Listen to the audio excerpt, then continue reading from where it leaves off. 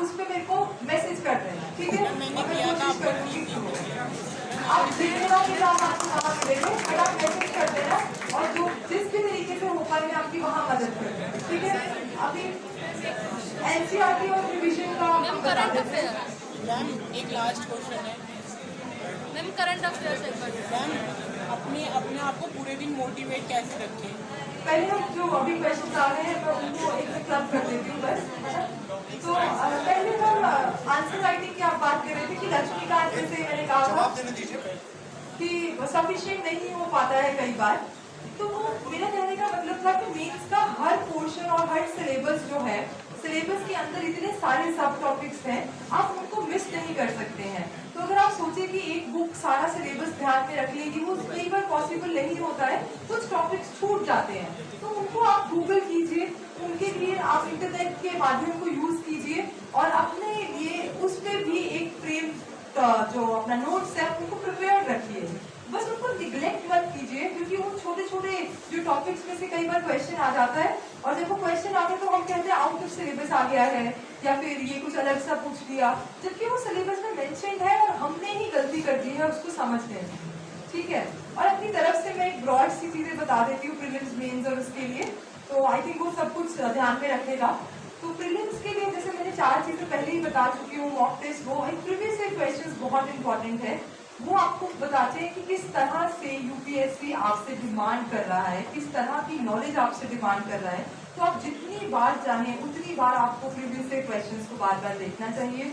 और दूसरी चीज प्रीलिम्स के लिए है कि रिविजन, मॉक टेस्ट, और आप जो न्यूज़पेपर में या सोशियोलॉजी में कोई कॉन्सेप्ट भी पढ़ रहे हैं उसको भी आप और गूगल कीजिए और ध्यान में और डाउट्स पूछिए, सब कुछ उस एक पर्टिकुलर टॉपिक के अराउंड आपकी नॉलेज अगर वो इतना एक्सप्लेन कर रखा है न्यूज़पेपर में, तो उसको इतना करना आपकी खुद की उसके ऊपर है कि आपकी कितनी ज्यादा रुचि है, कितनी इंक्विजिटिवनेस से आप पढ़ते हैं। तो मैं जब भी न्यूज़पेपर में कुछ नया देखती थी, कोई आर्टिकल नंबर मैंने नया देखा और मुझे लगा कि मुझे याद नहीं है कि वो क्या चीज है, तो मैं तभी के तभी मेक श्योर करती थी कि मैं उसको गूगल करके पता करूं कि जो चीज मुझे नहीं पता है और जो मुझे लगता है कि एग्जाम में पूछी जा सकती है, क्योंकि न्यूज़पेपर में डिटेल में नहीं दिया होता है, बस वहां से कीवर्ड उठा के उसको डिटेल में खुद पढ़ना पड़ता है, चाहे मैगजीन के थ्रू कीजिए, और कई बार मैगजीन भी कुछ छोड़ देते हैं, तो इसलिए अपनी खुद की दिमाग को अप्लाई करके ही हम उस वहां तक पहुंच सकते हैं कि हमें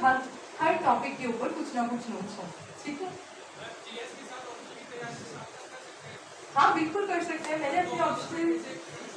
ऑपोजिट है, बट आप एक दिन में आपके पास अगर सपोज कीजिए 10 घंटे हैं, तो अगर 2 या 3 आप ऑप्शनल को दे रहे हैं, एटलीस्ट जब तक प्री के 2-3 महीने पहले मैंने प्री के लिए ज्यादा पढ़ना शुरू कर दिया था, बट उससे पहले मैंने ऑप्शनल को भी साथ में ही रखा, बिकॉज ऑप्शनल एक बहुत ही ज्यादा मार्क्स फेचिंग सब्जेक्ट है, मेंस में 500 नंबर की वेटेज रखता है, तो अगर आप वहाँ कॉम्प्रोमाइज कर रहे हैं तो आप अपने chances to get in the list बहुत कम कर रहे हैं। और ऑप्शनल थोड़ा टाइम डिमांडिंग भी है, जैसे थिंकर्स होते हैं उनको समझना, उनको लिखना, उनको हर कॉन्सेप्ट पे एक थिंकर का पर्सपेक्टिव समझना, तो ये सब चीजें थोड़ी टाइम कंज्यूमिंग है, तो हमें टाइम देना चाहिए क्योंकि उसके रिवॉर्ड बहुत ज्यादा मिलते हैं बाद में।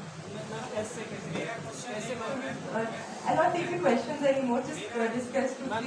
my strategies, है ना?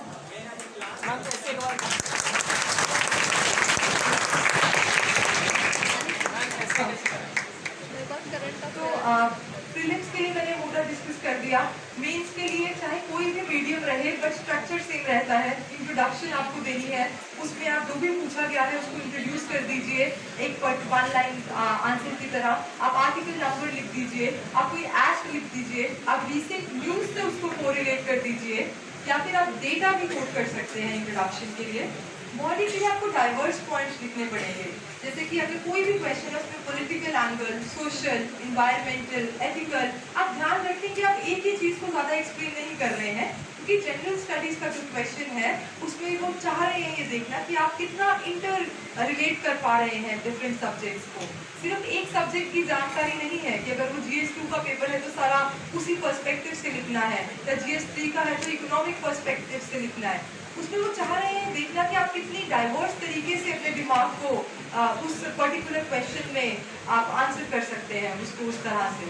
तो जैसे कि अगर वुमेन एम्पावरमेंट में हमारा क्वेश्चन है, कहने को वो सोशियोलॉजी का टॉपिक है, बट हम उसको बहुत डायमेंशंस के साथ एक्सप्लेन कर सकते हैं। सोशियोलॉजिकल डायमेंशन एक चीज हो गई, उसकी इकोनॉमिकल डायमेंशन हो गई। अब आजकल हमारे पास इको फेमिनिज्म का कॉन्सेप्ट है, तो वो इन्वायरमेंटल डायमेंशन हो गई, एथिकल डायमेंशन हो गई, जेंडर इक्वालिटी को लेते हुए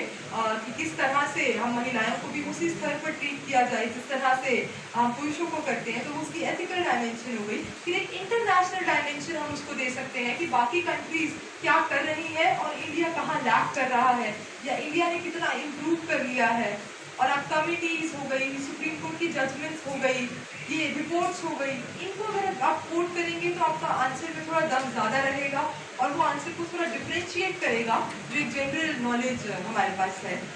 और इंटरव्यू का अगर मैं कहूँ तो इंटरव्यू में आपकी तैयारी हो चुकी होती है काफ़ी हद तक, तो इंटरव्यू में आप नई, ऐसा कुछ नहीं है कि इंटरव्यू की अलग से प्रेपरेशन है। इंटरव्यू का मतलब पर्सनालिटी टेस्ट है, और पर्सनालिटी अपनी निखरेगी जब आपने दोनों स्टेजेस बहुत अच्छे से पास की हैं।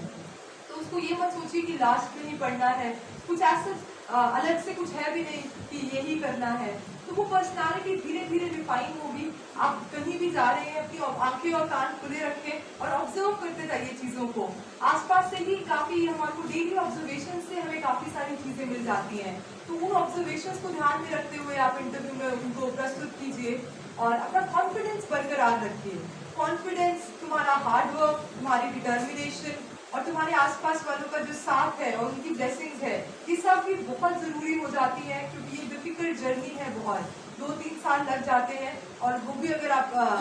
जल्दी क्लियर कर लें, कई बार ज़्यादा समय भी लग जाता है। तो डीमोटिवेशन जो है वो सबको आती है, बट हमको उसको डील करना भी सीखना ही पड़ेगा और सीखना चाहिए, क्योंकि अपनी डीमोटिवेशन के कारण हम अपना बहुत ही ज़्यादा प्रीशियस समय लूज कर रहे हैं। और अगर हम मिथ्स में पढ़ रहे हैं, जो कि मैंने पहले ही डिस्कस कर दिए हैं, तो वो हम खुद अपने चांसेस कम कर रहे हैं, किसी और को ब्लेम नहीं कर सकते हैं। तो that's it from my side. मुझे बहुत ज़्यादा अच्छा लगा आप लोगों से आज बात करके।